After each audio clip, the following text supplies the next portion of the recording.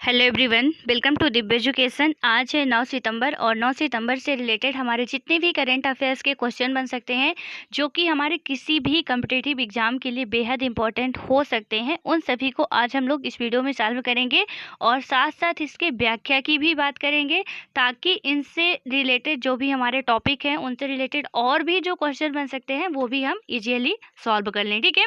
सो यदि हम बात करें कल के अभ्यास प्रश्न की जो कि आप लोगों से पूछा गया था कि भारत सरकार ने हाल ही में कई चीन निर्मित ऐप्स यानी कि मोबाइल एप्लीकेशंस के भारत में संचालन पर प्रतिबंध लगाने का निर्णय लिया है। इस प्रतिबंध का मुख्य कारण क्या है? ठीक है, तो यहाँ पे हमारा पहला है कि आत्मनिर्भर भारत को बढ़ावा देना है। देन सेकंड है कि मौजूदा भारत चीन सीमा विवाद है।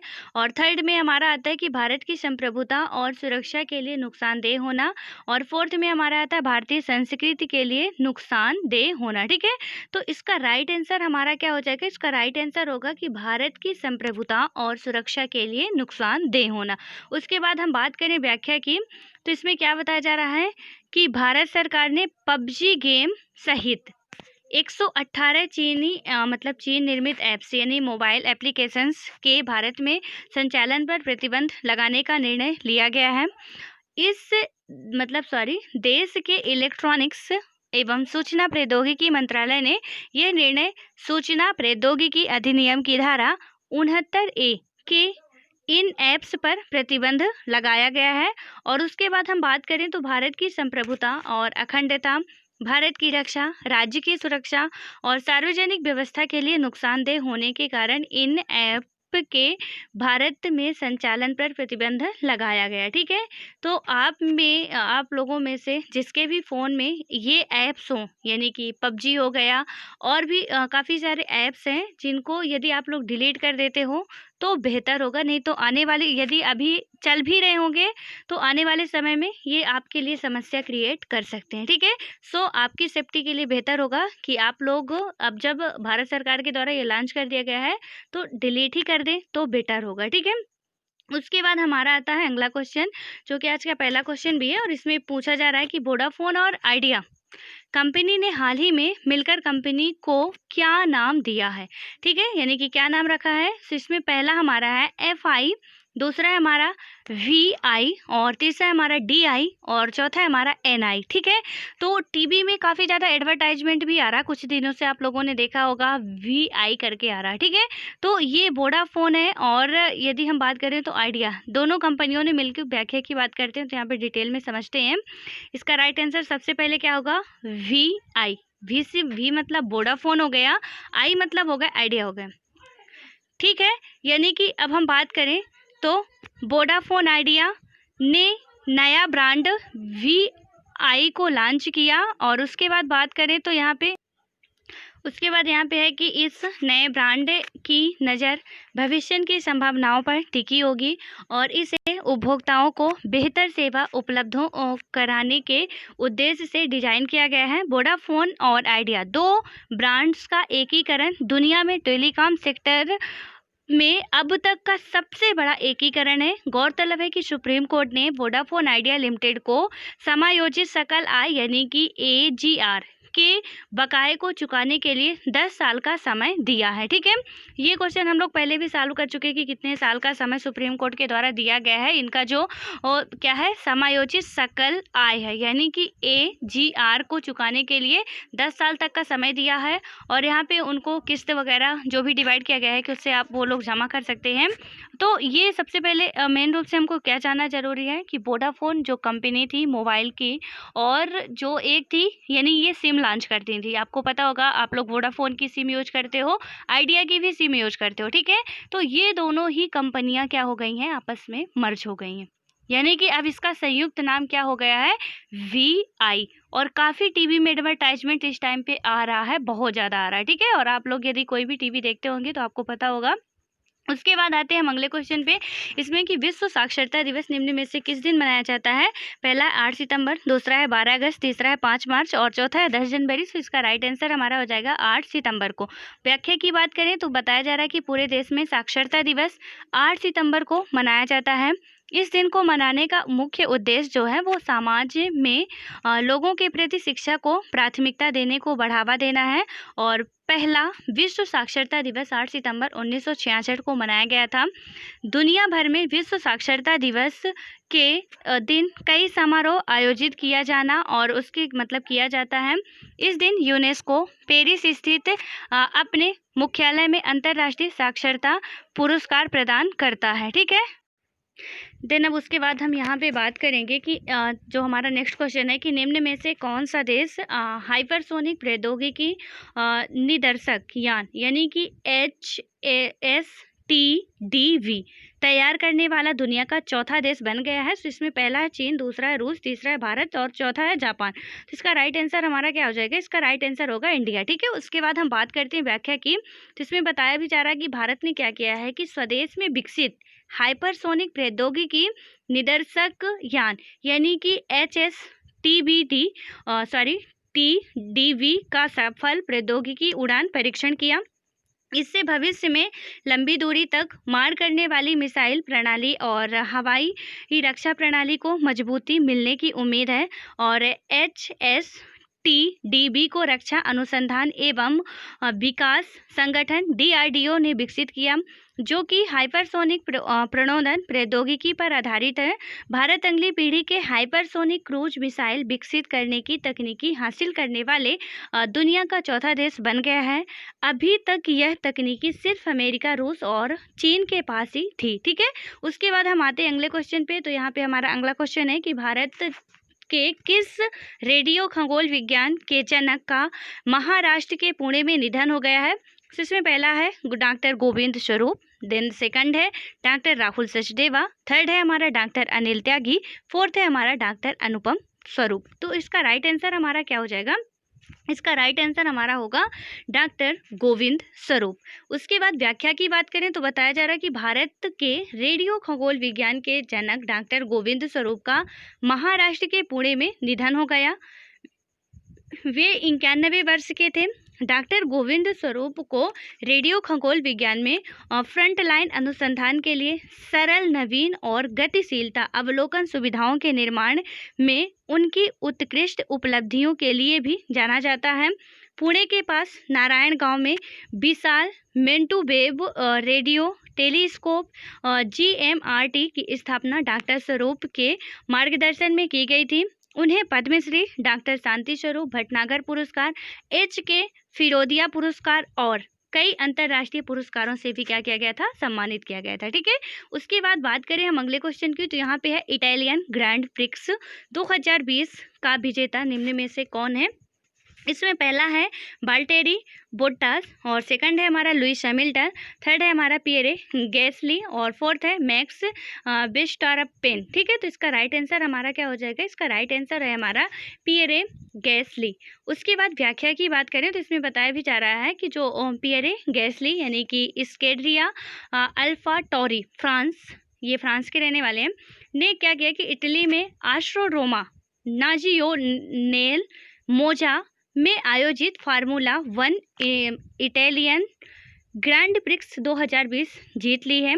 यह उनकी पहली ग्रैंड प्रिक्स जीत है और इस रेस में कार्लोस सेंज जूनियर मैक्लॉरेन स्पेन दूसरे स्थान पर रहे, जबकि lance stroke racing point Canada तीसरे स्थान पर रहे। उसके बाद हम बात करते हैं अगले क्वेश्चन की। तो यहाँ पे हमारा अगला क्वेश्चन है फिच रेटिंग ने चालू वित्त वर्ष 2020-21 में भारतीय अर्थव्यवस्था में कितने प्रतिशत की भारी गिरावट का अनुमान लगाया है?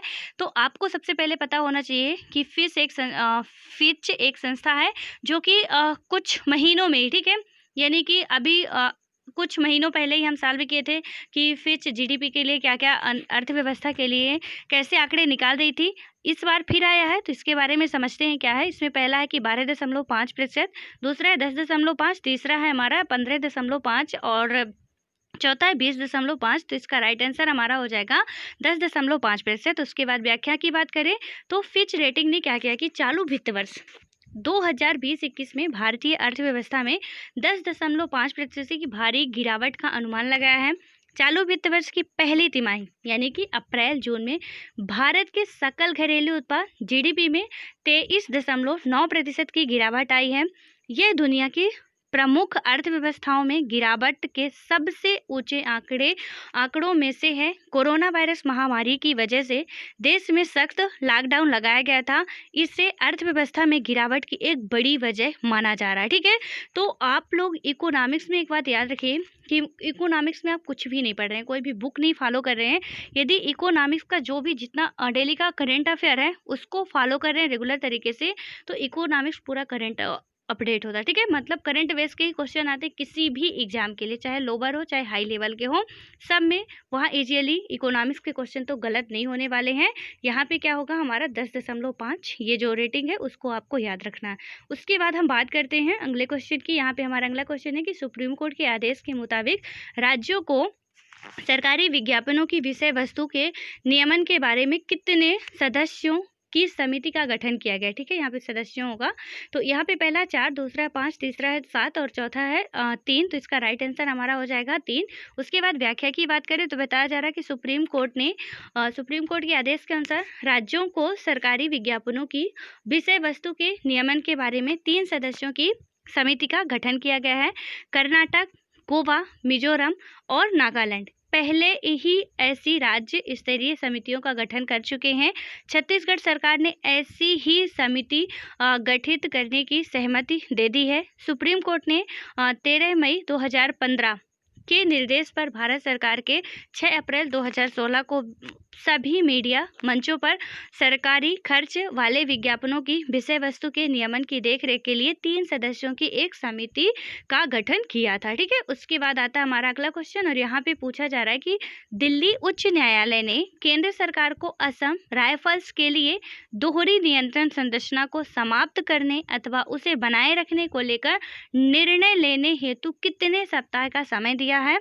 यहाँ पे पहला है 12 सप्ताह, दूसरा है 15 सप्ताह, तीसरा है 22 सप्ताह और चौथा हमारा है 32 सप्ताह। तो इसका राइट आंसर हमारा हो जाएगा 12 सप्ताह यानी 12 वीक का। ठीक है, व्याख्या की बात करिए यदि तो इसमें बताया भी जा रहा है कि वर्तमान में क्या हुआ कि असम राइफल्स का नियंत्रण गृह मंत्रालय तथा रक्षा मंत्रालय द्वारा संयुक्त रूप से किया गया।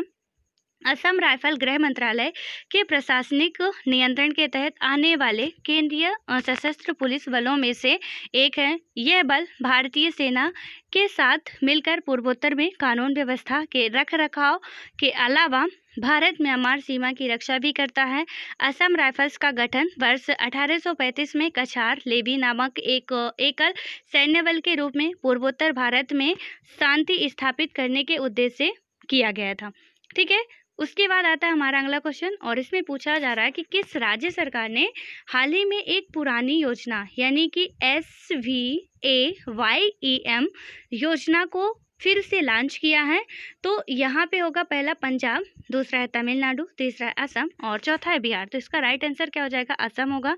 उसके बाद व्याख्या की यदि हम बात करते हैं तो यहाँ पे बताया भी जा रहा है कि इस योजना का जो उद्देश्य है वो क्या है कि राज्य के लगभग 2 लाख युवाओं को रोजगार प्रदान करना है। इससे स्वामी विवेकानंद असम युवा सशक्तिकरण, ठीक है, तो ये जो हम अभी पढ़े SVAYE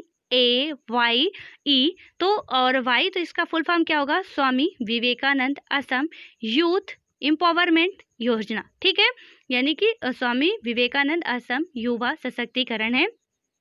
उसके बाद आता है हम आगे की बात करें तो यह है असम के युवाओं के विनिर्माण, व्यापार और सेवा क्षेत्र में आय सृजन की गतिविधियां करने के लिए वित्तीय सहायता प्रदान करने का एक प्रमुख कार्यक्रम है।